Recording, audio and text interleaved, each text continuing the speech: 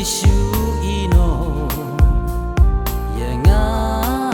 tang marway labun kipor labun kisnem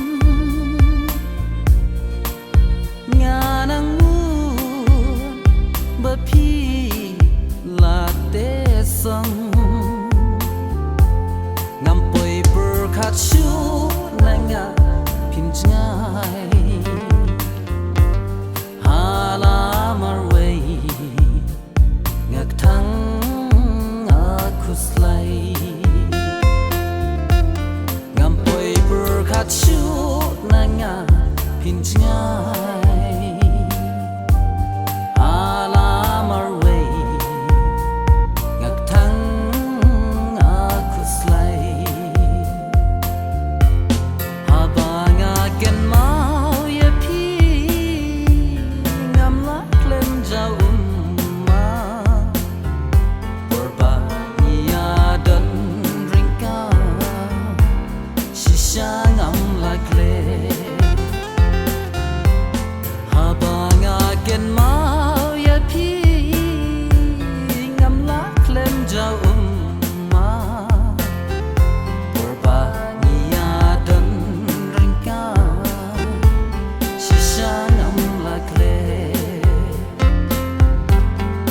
oh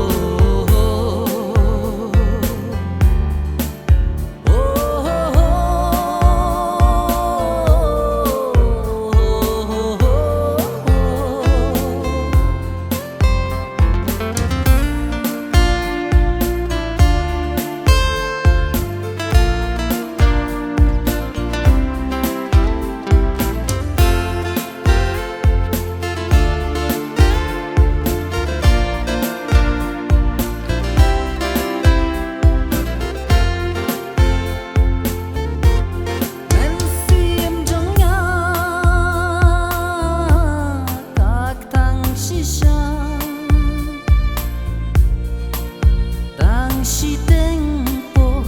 pihun yanga pancet kela piklet ki kular bangila yate jing iet ba shisha balai pim ken mau shu piklet ki kular bangila yate ba shisha balai pim ken mau shu isur ba pikren ki pen thang shisha ba pi ong pim la shu pan i yanga men sim so kum arliang ken san habanga yosno yakini ki kenti men sim so kum banka arliang